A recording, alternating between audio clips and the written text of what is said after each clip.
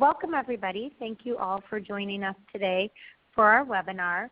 My name is Katie Doggard and I'm the Regional Manager with Amplify.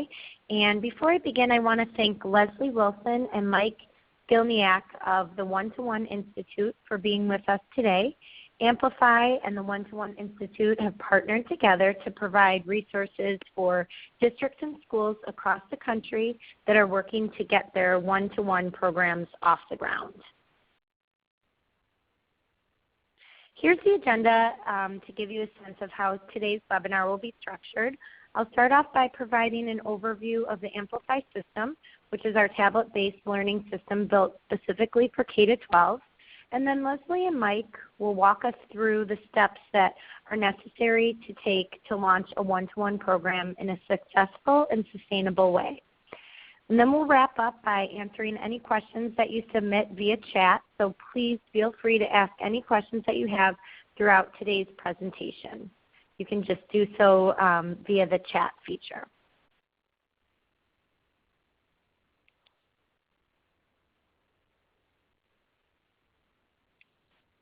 And before Mike and Leslie go into detail about how to get your one-to-one program off the ground, I wanted to give you just a brief overview of the Amplify system. Amplify believes that in order for a mobile learning device to effectively be adopted into schools, there are certain things that are necessary and a lot more required than just the device, which is why we've bundled everything that's essential into our system and optimized every element into the Amplify system for K-12. Our system includes 4 important pillars: a ruggedized Amplify tablet, a powerful instructional software, high quality K-12 content, and of course implementation and support.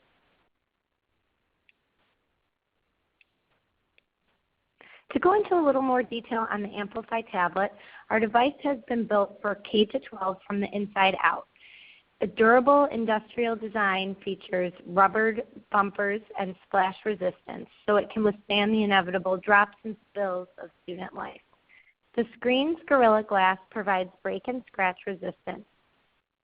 The tablet runs on an Android operating system with Intel's superfast 2.0 GHz dual-core Atom processor. The tablet has 9.5 hours of battery life, which has been tested in real classroom conditions to ensure that the devices can make it through the entire school day. The tablet's MIMO technology also allows for ultra-fast Wi-Fi and addresses the challenges of connectivity in many of the classrooms. For districts that are looking for added protection, we offer a case designed specifically for K-12 that actually exceeds military drop standards. We also offer a wired keyboard by Belkin for easy text entry, and it's also great for standardized testing.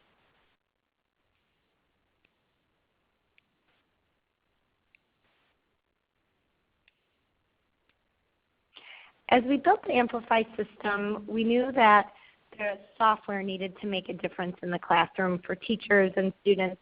So we included personalized notebooks for each class thanks to our integration with your student information system. With every classroom management tools like App Blocker, Eyes on Teacher, and Classroom Monitor, teachers can ensure that students are staying focused and on track. Our real-time assessment tools like Discussion, Quick Poll, and Spot Check allow teachers to easily check students for understanding on the fly. In addition, we've built a robust assignments system workflow that allows students to submit assignments for teachers, which they can comment on and return to the students to edit and resubmit. Our playlist builder tool lets teachers build digital lessons with content from their own collections or from the web and direct a playlist to the entire class, small group, or individual students for personalized instruction.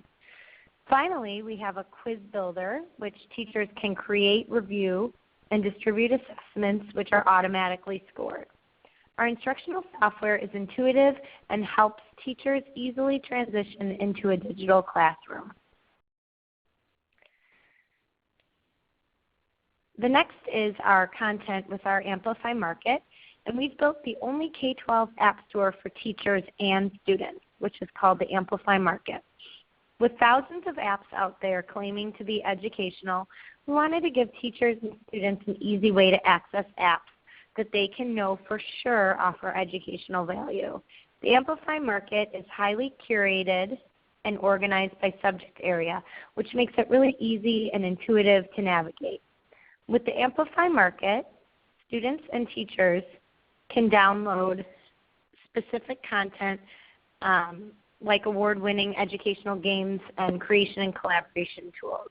Teachers get specific and useful pedagogical information that accompanies each app, helping them to integrate the apps into classroom instruction. We've also partnered with Common Sense Media to provide expert educator ratings and reviews, standards, and skill alignment.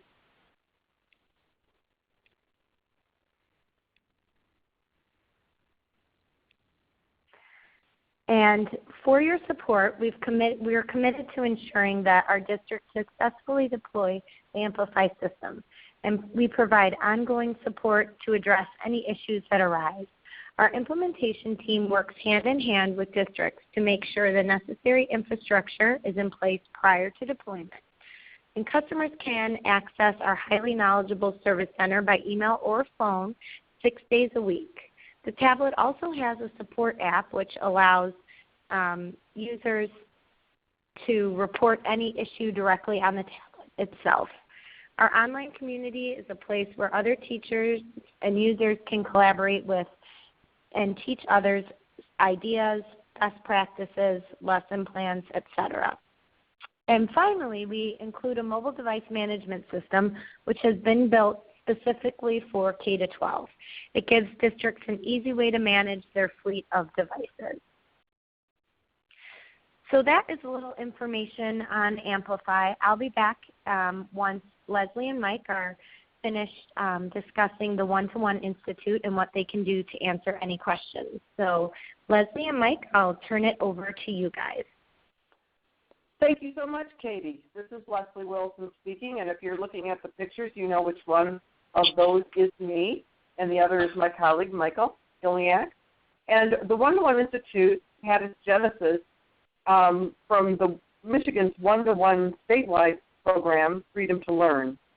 It was a $37 million project. It lasted 4 years until the political winds changed. But in that course of time, we were able to service 30,000 students, over 200 schools in the successful implementation of one-to-one teaching and learning. Suffice it to say that since that period of time, we have learned an awful lot about best practice and what makes or breaks a successful one-to-one education technology implementation. And so the One-to-One Institute was created through our legislative offering, and our mission is to help schools and states and districts around the country and the world successfully implement around one-to-one teaching and learning scenarios.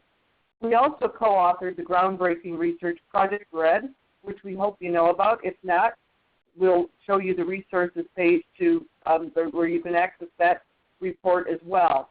So we've taken our findings from Project Red, all of our work in the last 14 years on the ground in one-to-one programs, to craft services, consultancies, and professional development to assist you in developing a successful one-to-one program. My history is 31 years in public education. Before I helped lead Michigan's statewide one-to-one program, I was a teacher and a school administrator at numerous levels over that period of time. And now I'll turn it over to Michael. Thanks, Leslie. So Michael Gelniak. I have also a background in education, been an educator for 25 years. Started in the classroom as well, and kind of worked my way up the system as an academy director, and then in curriculum, and then at the county level, working with teacher development and gifted and talented and fine arts and a whole host of things. And also have a very strong interest in research, and was instrumental in the design of the Project Red research, and also have conducted my own research and my PhD work in cognitive neuroscience. So I'll turn it back to Leslie to tell you a little bit more about our program. Thanks, Mike. So we're here to talk to you today about, really transforming learning for this century and hopefully laying the groundwork for beyond.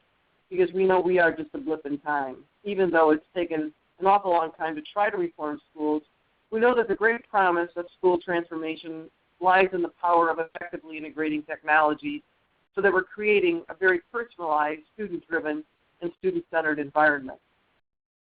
So in the first element of implementing your one-to-one program, it is about getting ready.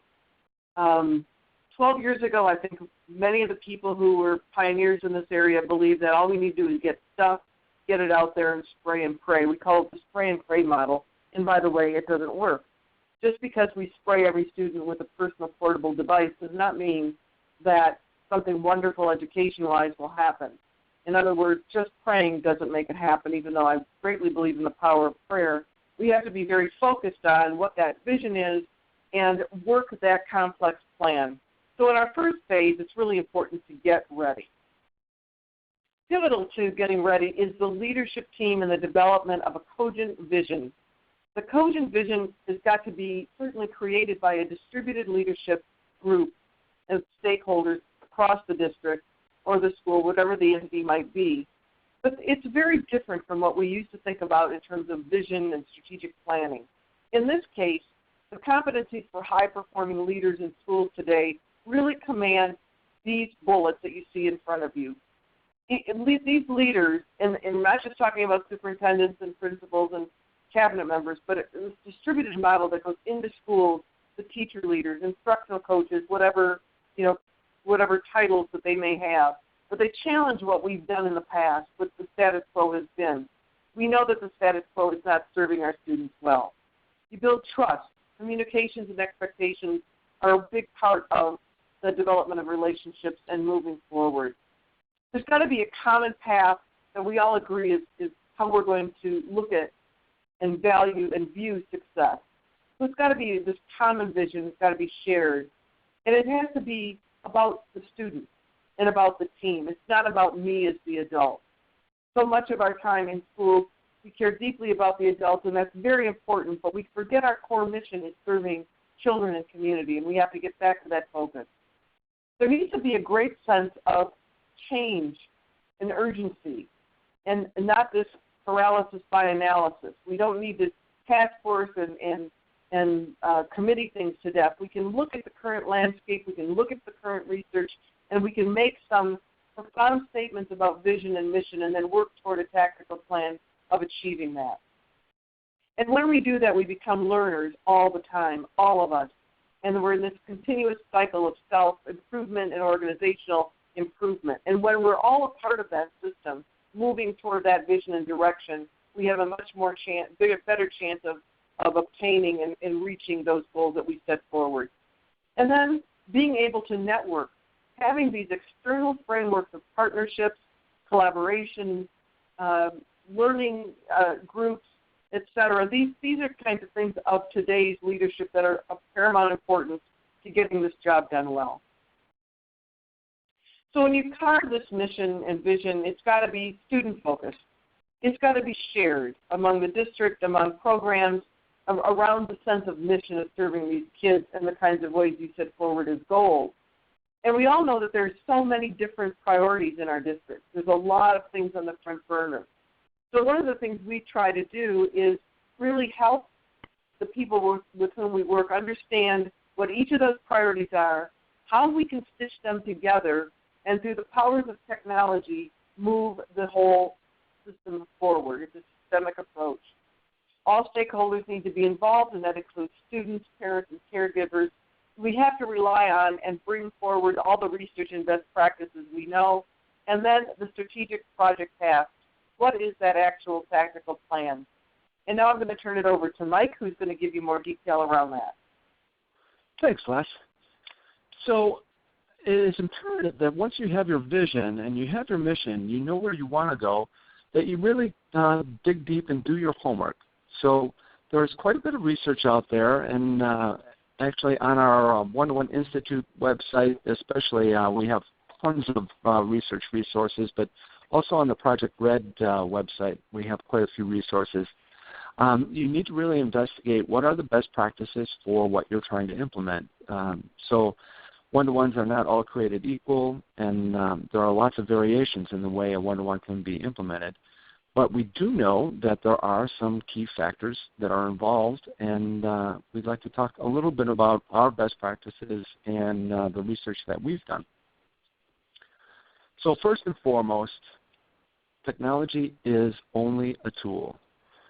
So our core mission really is about learning, and the way we go about that, maximizing that learning, is through personalization of the education and also maximizing the strategies that the teachers are using to get to that personalization and ultimate learning.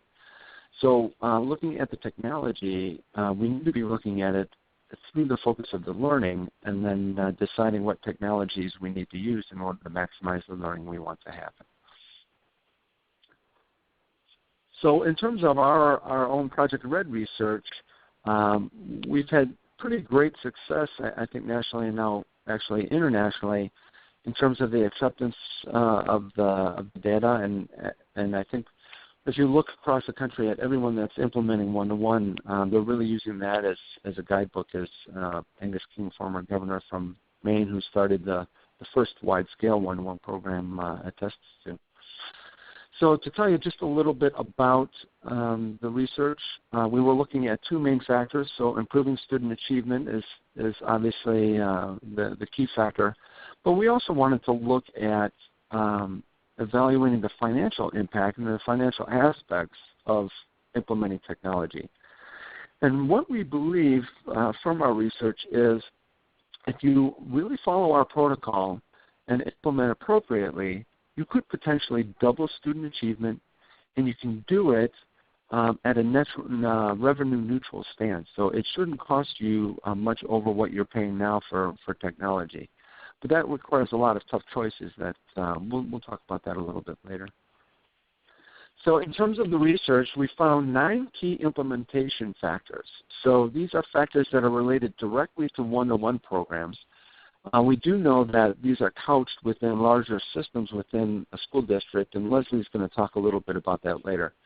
But in terms of the one-to-one program, these 9 factors, and these are in rank order, were the most important factors in terms of reaching the student achievement that we were looking for. So just to define that student achievement a little bit, we were looking, of course, at standardized test scores. That's probably the most popular way of measuring student achievement, but we know student achievement goes way beyond that. So looking at things like in high school, AP course enrollments, graduation rates, matriculation into college, and so on. But across the board, looking at reduction in dropout rates, attendance rates, engagement, and so on. So to go down this list, just to help you understand a little bit how these are organized, technology integrated in intervention classes is the #1 key factor. And the reason being is if you can target students that are struggling the most in your district, so that would be potentially special education students, English as a second language learners, anyone that is receiving some intervention, if you can target that with very specific personalized instruction through the technology, you're going to see tremendous gains over the way schools are generally operating at this point. And by doing so, you raise all of your subpopulations in terms of the federal government AYP targets, and by doing so, you make AYP and you raise the whole district up pretty quickly. So you're going to get a tremendous bang for the buck by implementing your technology first in those areas. And then the second and third are tied together. So the leadership, as Leslie started to talk about, is so critical, and we know that the building level leadership, the principal leadership, is absolutely crucial to making this happen. And it really revolves around not just being a great building manager, but really transforming the leadership practices and being a change agent and a change leader. So when we talk about second order change, we're talking about really a different way of operating for teachers, and that's scary for teachers. And in order to be able to facilitate that change, principals have to have very specific skill sets that help them grow over time. So, the change management training is imperative, but then also we need to make sure that the principals are actually putting the training into practice in the buildings. The next four really kind of tie together. So going to the bottom, the student-computer ratio is so essential because you can't really get to the things that we're talking about, the personalization through software solutions and so on, and replacement of things that are expensive like textbooks, really moving to a digital environment. These kinds of things cannot happen until you get to a one-to-one. And our research proves out that the closer you get to one-to-one, the better the student achievement. So critical factor. And then technology integrated into your core subjects. It's astounding still today when we go into some buildings and you see, I'll point out a math teacher that says, I just don't have any use for this in my classroom. You know, the district spent $10 million on technology, but I'm deciding I'm not going to use it. That absolutely can't happen. Obviously, you can't have a positive effect if you don't have an intervention with the technology at all. So it's important that it's used across the board, it's used consistently, and it's used on a regular basis. And then online collaboration and formative assessments, these are the kinds of things that really can be powered up by technology. So we can collaborate now across the globe with all kinds of people, with learning communities, with professionals in the field, with other classrooms, and really collaborate in interesting ways so we can actually do work together in a virtual environment simultaneously. And then the formative assessment is so crucial that students are getting constant feedback about their learning and their progress, and that students and teachers are working together, really looking closely at the data and finding out what the student needs in order to be successful, in order to be able to move forward as quickly as possible. The last two, virtual field trips and search engines, I'll just briefly say when I saw these come up in our research, I was concerned that maybe our research was flawed. The idea that a virtual field trip is going to raise student achievement seems sort of ridiculous to me. Well, as we dug deeper, what we found is when teachers and schools were identifying these kinds of things that were happening in the classroom, it was really an identifier that the teacher was using technology for more than just productivity tools. So they weren't just doing PowerPoints, they weren't just using word processing and so on. They were actually using the technology in new and innovative ways. So really addressing these 9 key factors is crucial to getting to that dream of doubling student achievement. And unfortunately, we really have an implementation crisis in this country. It's not surprising that we see so many of these one-to-one programs that are failing or struggling across the country when we realize that less than 1% of them are implementing all 9 of these factors. So again, in terms of getting yourself ready, you've done your homework now, you have your vision and mission, you're ready to start moving forward, but you also need to assess where you are.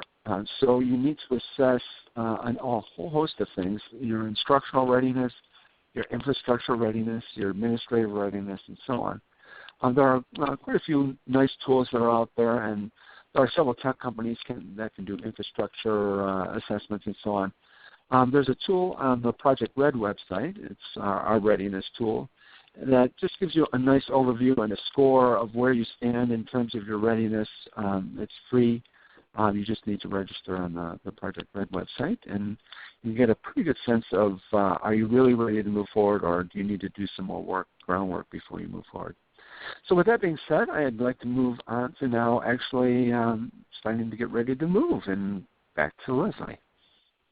Thanks, Michael. So now it's time to get set.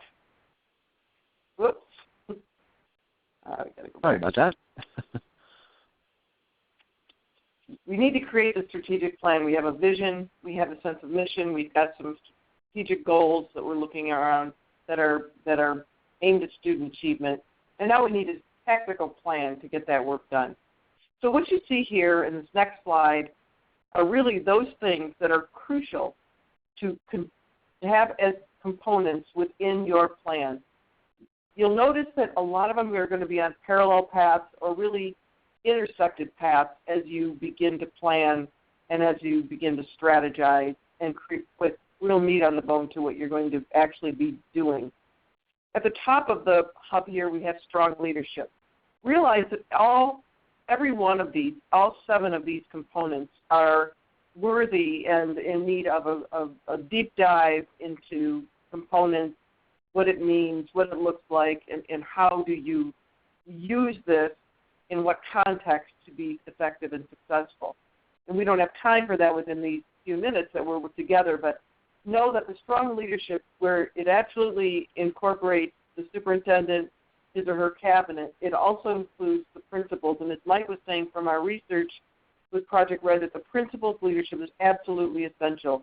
His or her ownership of this program and all the other components that build around it will make or break the quality of the implementation. And remember, it is a distributed model, so that it is all those leaders, including the teacher leaders in the building levels. Financial planning, obviously, we are not going to be receiving money from the federal government for technologies, from the state. We cannot rely on grants. We cannot rely on soft money. We have only ourselves to rely upon and our own operational budget. Sounds like a daunting task, sounds impossible, but we can tell you that after working in over 1,000 districts, it's not impossible.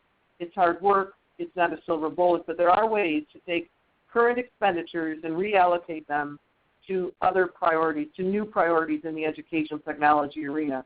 And that also commands the sustainability piece. So just planning for the next 2 years isn't enough. What's going to happen over the next 10 to 20 years? And I know school budgets usually are a 12-month basis, but there are ways to look down the road. There are ways to look at current expenditures so that you can redeploy resources toward new priorities. The infrastructure includes the human element as well as the ever-needed network, bandwidth, connectivity components, placement of access points. All of these things are part of the infrastructure. And we also have learned over these years, over the last 15, 20 years, in our part anyway, of how some of these different deployments of devices conflict with each other in the radio waves. And so all of these are a part of the infrastructure. So it needs to be a tried and true, tested experience before you launch, before you implement. Again, in the spray and pray model, we get all the devices out there and we hope something great happens. In 9 out of 10 of those cases, what happens is crash and boom. And when we crash and boom, believe it, you know, as teachers and educators, we don't come back to crash and boom because the instructional time is far too important. We have to use tools and systems that are reliable. Curriculum instruction is a bedrock. Kids do not achieve because they have technology. They achieve when there's consistent, excellent, high-quality teaching and learning activities that are tied to curriculum standards and pedagogy that meets the needs and is tailored to the personalization of students. So this is a great foundation that has to be a big piece of this puzzle. Professional development across the board for all stakeholders needs to be embedded, ongoing, consistent, not episodic. Many teacher contracts have 5 or 6, 4 or 3 PD days incorporated. We can't learn and change practice by sitting through episodes of sit and get. We have to use new knowledge and skills. And so a coaching framework professional learning community model is really one that we believe is of the essence, particularly in this kind of transformational system.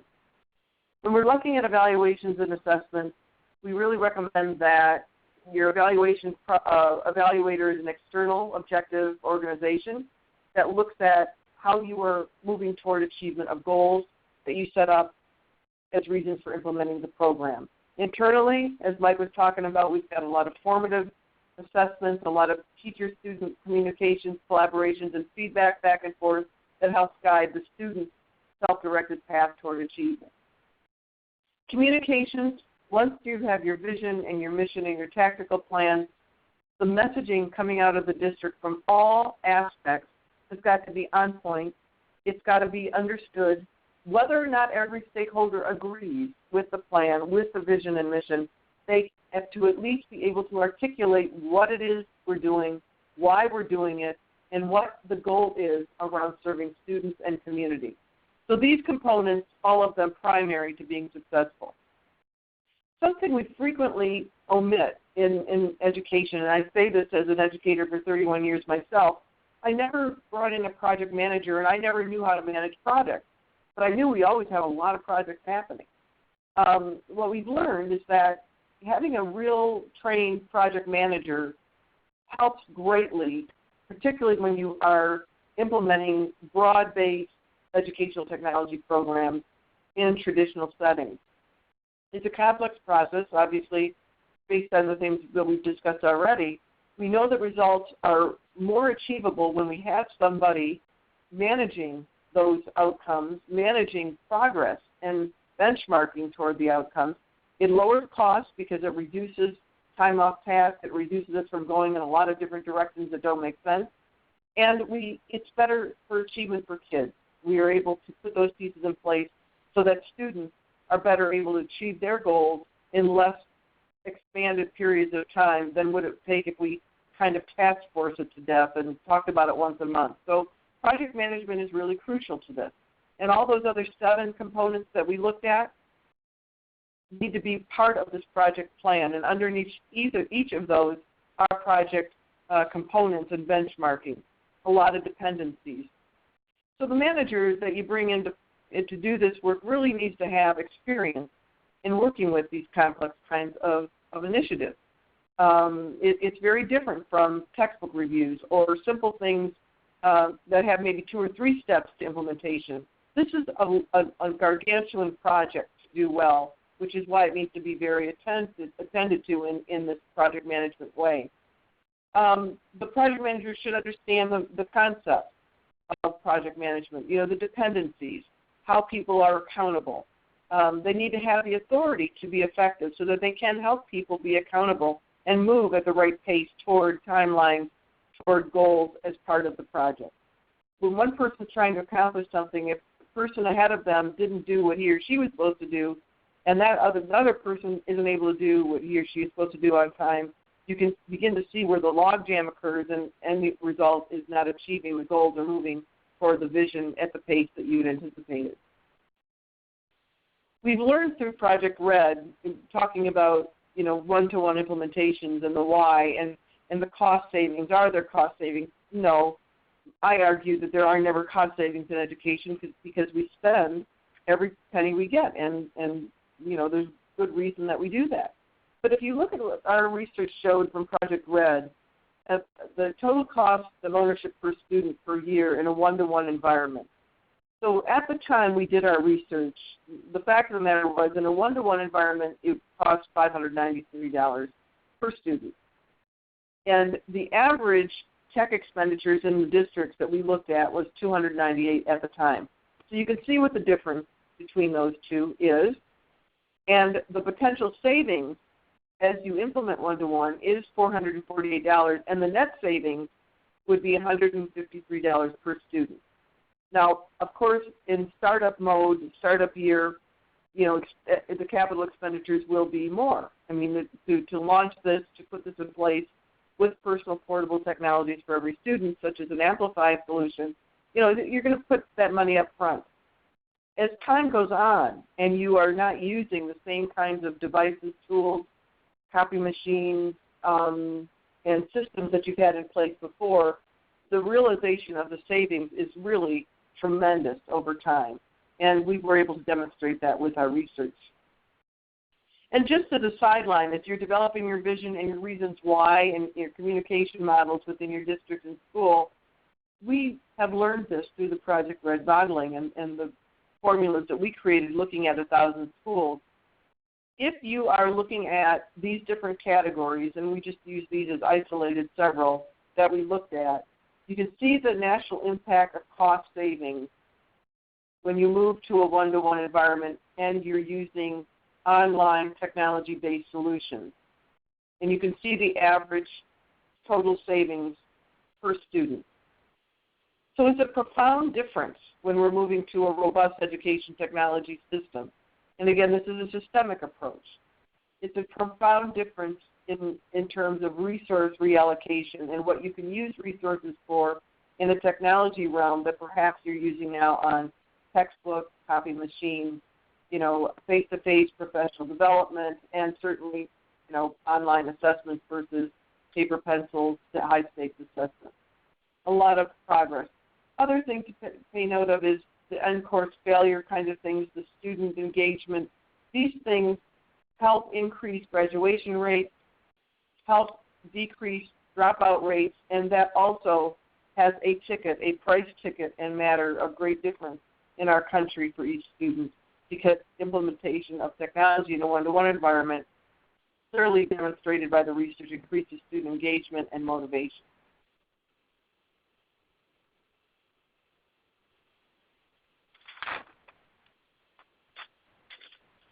So next I turn it over to Mike, who's going to talk more about infrastructure.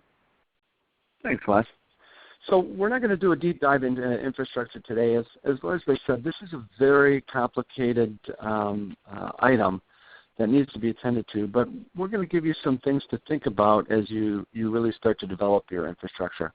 So first of all, infrastructure, what we're talking about is not just the wires in the wall. We're really talking about network, of course, but we're also talking about all your software solutions and your hardware solutions as well. So in terms of your basic infrastructure, some of the key things. So it has to be absolutely consistent. So there's nothing worse than a wireless network that can't handle the capacity that the students want to throw at it. So we always need to kind of actually build over what we're anticipating. What we're finding is, especially as districts start to really power up and do more transformative things with the technology, the bandwidth levels are going up tremendously. So as students start to individually do more things with technology, simulations, streaming video, graphics, and so on, and everybody is doing it at the same time, that the bandwidth is tremendously increased, the need. And then also, as the digital environment starts to open up, districts tend to allow students to bring their own devices along with the school-provided device. So you may have students that have 2, 3, 4, maybe even 5 different devices on them. So planning for the one-to-one really is probably not going to be sufficient once you really scale up. It should be more planning for about a 3-to-1.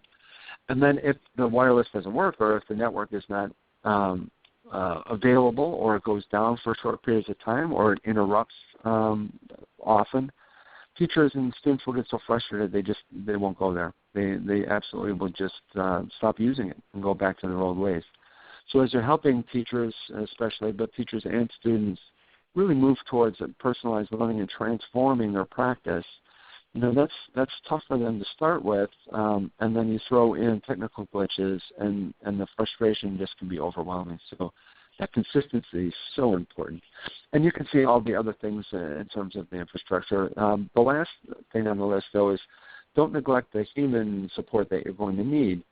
So make sure you have sufficient human support at the building level, at the district level, so that it's not taking weeks in order to get devices back, and the small issues get fixed very quickly, and so on. All right, so when we're talking about hardware, it's absolutely essential, as I said at the beginning, that we're really talking about what the students are going to achieve, what you want them to be doing in order to achieve that. So what is really the learning that you want students to do? And then how are they going to go about their work? And then what tools do they need in order to do that? So a hammer is a fabulous tool. A screwdriver is a fabulous tool. But you don't use a screwdriver to drive in a nail. It's really that simple. So you need to make sure you're choosing the right tool for the jobs that you want the students to be doing. And then we're looking at complex software solutions today. So learning management systems, you've got all kinds of data systems from the district, looking at different kinds of digital content systems, the ways that you're going to be doing your digital formative and summative assessments and so on.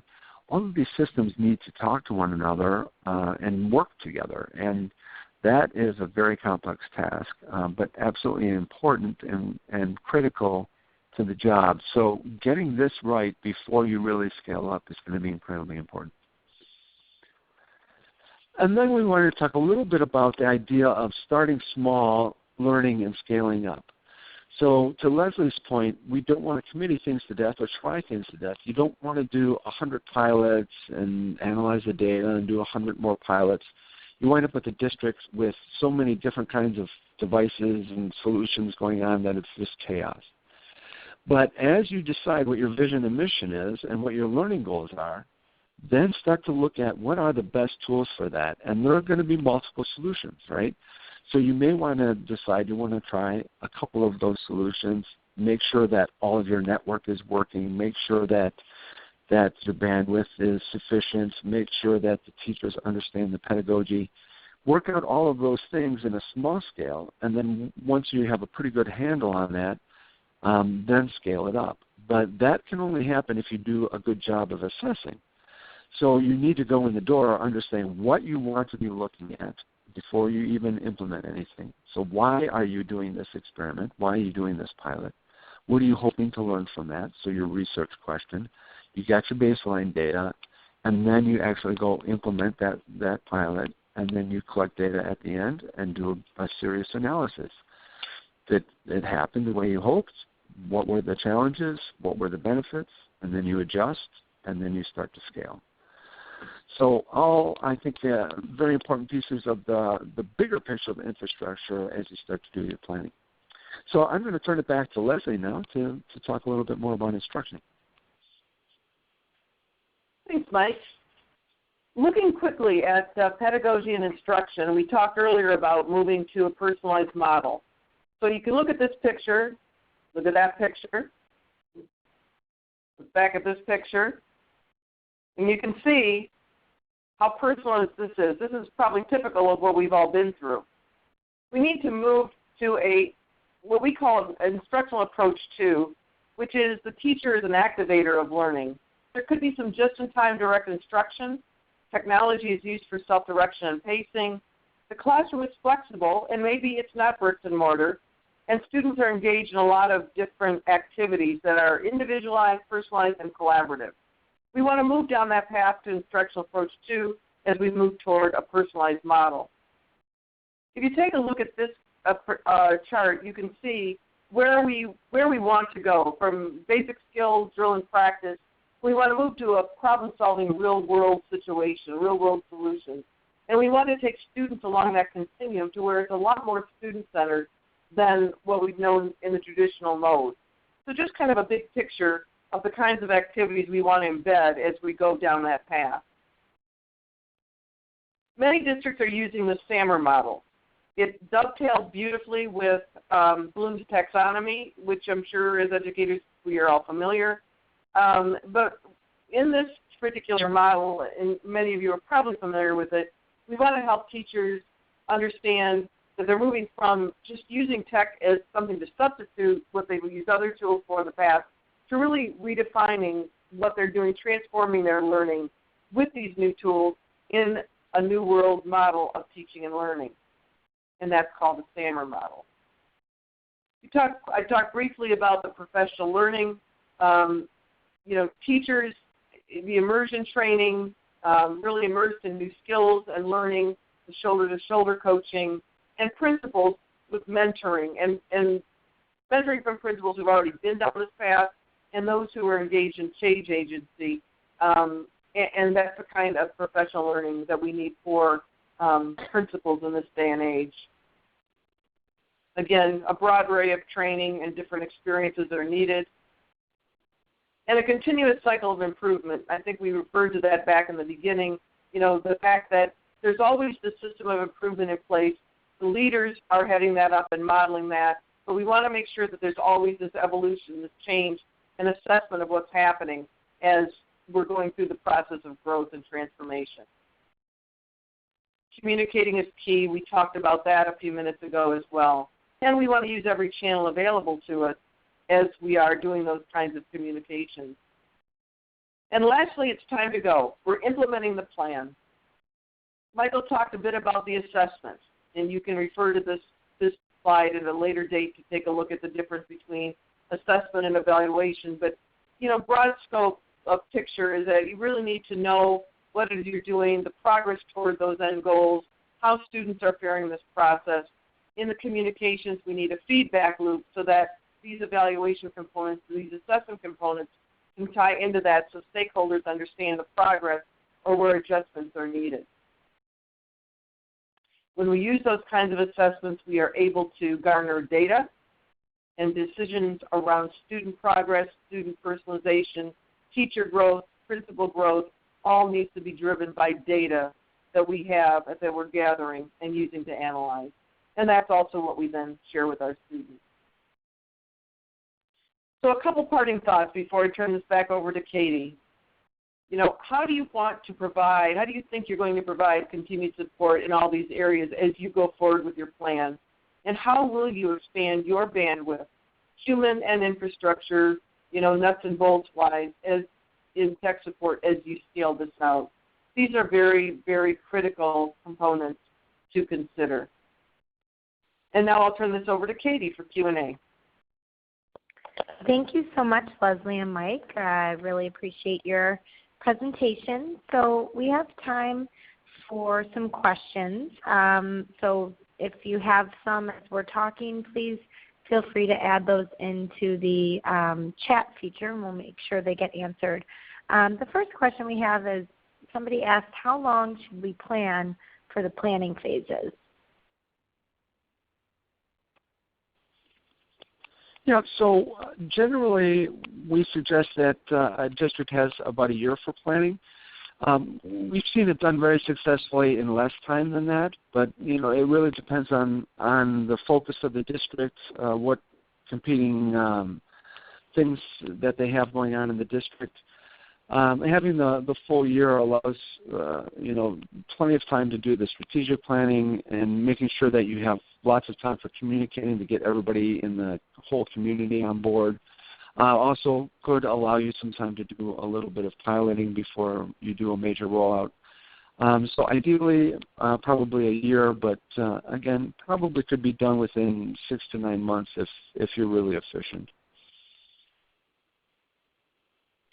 Great, thank you. Another question, do you recommend starting at certain grades or in certain subjects?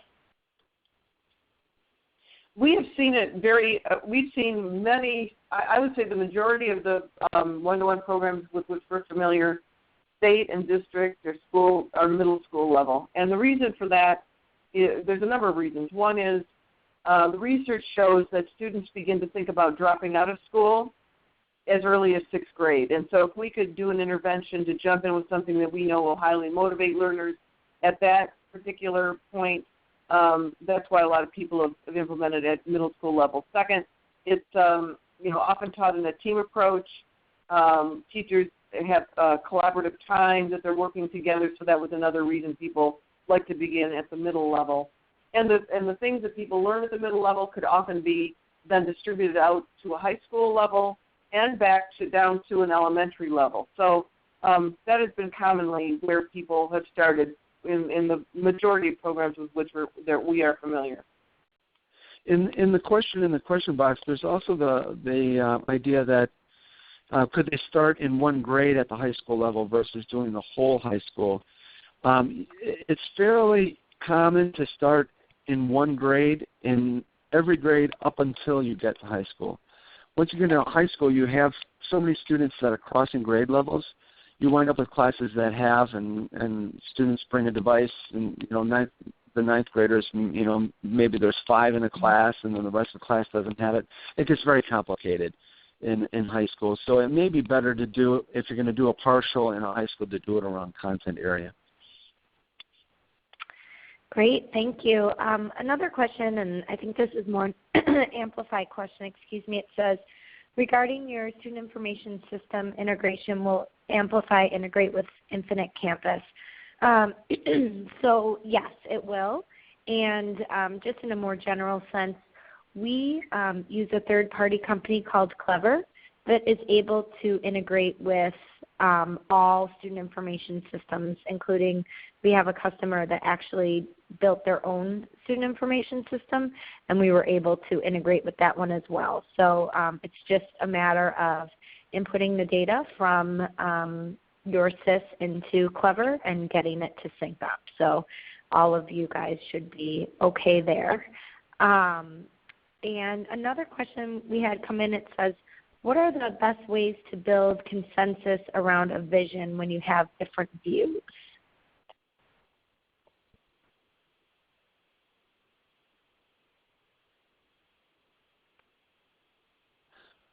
Okay, I'll jump in on that. Sorry. That's a big part of the initial leadership process that we go through with districts. So when you bring everybody around the table, first of all, we find that almost never happens, where all of the real constituents are together in one room at one time. And then doing the investigation around what is best practice. I think if you put everybody in the room, it would be very easy to come to consensus around some basic things. Okay, so we want higher student achievement for all students. We want to close achievement gaps. We want better student engagement. So when we start to look at these things and then look at the research that supports strategies that are going to get you there, it's much easier to build consensus around that kind of work. So it goes back to part of the guide here of really doing your homework and looking at the best practices in research. And then from, again, what you want for your student goals, then you start to build the vision and you start to look at the tools, the technology, and so on that are going to help you get there. People may disagree on all kinds of things, and it's just a consensus building process that takes time. Great, thank you. And then let's see, we have another one regarding financing. So a question was asked, do you recommend financing your equipment, purchasing, spreading your payments over, say, 3 or 4 years, allowing you to get to your one-to-one quicker? Well, I think financing, if you're financing technology that's over 4 or 5 years and it's going to be defunct in 2 years, that's not a good decision, obviously. We've seen some districts do bond issues over 33 years when the technology they're buying is going to be defunct in 3 years. So those kinds of decisions aren't prudent for a community and for a school district, obviously. We've seen a lot of districts have success with a leasing model. We've seen districts have success with purchasing models where at the end of the lifespan they have an agreement of some sort to refresh at a agreed upon cost, and then they can purchase the tools that are no longer state of the art for a minimal fee, and then districts have deployed those down to other grades for purposes that could be productive in the learning setting. I think that those are some of the models that we've seen that work well. But if you're looking at a system like Amplify, what you really want to do is consider those costs from the inception of the program out 10, 20 years, so that you can ensure a cost for the device, for subscription, for the curriculum and the other platforms that are included in the process. So it's a matter of planning and taking a look at really what you're spending money on now and what your return on investment is for what you're spending that money on now, and what you want to do going forward, and how you could perhaps redeploy those resources to other ed tech priorities that weren't priorities 5 and 10 years ago, but you can going forward, using things like textbook funds or copy machine funds, and there's a whole series of other system approaches that have not been expedited through technologies or software that are today that weren't available formerly. I would just add to that, it's something that we didn't talk about in the presentation, but with the idea of piloting, there's also the idea of staggering your rollout, which can help your financial picture as well. So you're not doing a refresh of all of your devices in the district at the same time, and you're not making the initial purchase at the same time. So if you don't have the capital on front, as you start to really make your digital conversion and you can redeploy assets, if you have a staggered implementation, you're not biting off as much at one time. Great, thank you. And we have a few more minutes for questions, so if anybody has any last-minute questions, please put them in the chat. We got one that I think we kind of went over, but just in case you want to expand, it said, do you recommend middle school level initially, followed by high school, and then elementary?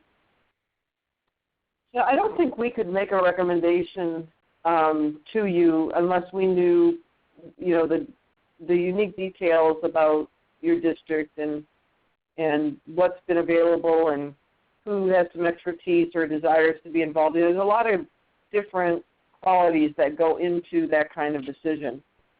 So we don't go out and make that kind of recommendation unless we intimately know the district and what the unique qualifying situation might be for them and how that would very much inform the decision of where to begin. Great. And then another one says, what type of valuable data have you used to show something like student engagement? Yeah, that's a great question. So a lot of people have measured engagement, human engagement, in a lot of different ways. So there are lots of validated tools that are out there. In order to get legitimate research level validated data, you need to do observations in the classroom. And the University of Memphis Center for Research and Education Policy, that'd be CREP, they've developed some validated tools for observations, independent observations. They're done on intervals, and then it just has to be implemented in the classroom. And we used them when we were doing the Freedom to Learn research. So there are ways to collect that engagement data, but it's got to be more than just surveys of students and teachers, and you need to actually look at what's happening in the classroom. And then, it depends on what kind of engagement you're looking for. So it could be intellectual engagement, like the Canadian Education Association just finished a big study this past year on student engagement. They were looking at intellectual engagement, and there's definitions of what that means. It could be engagement with particular kinds of tools or particular levels of usage of certain kinds of tools. So you have to set the goals going in, and then you have the observation tools to get to the data. Great. Well, thank you so much, Leslie and Mike, and to all of the participants that joined us on our call. We're going to leave you with this last slide here that has some information on the One-to-One Institute and where you can learn more about the Amplify system and downloading a quick guide to launching your first one-to-one program.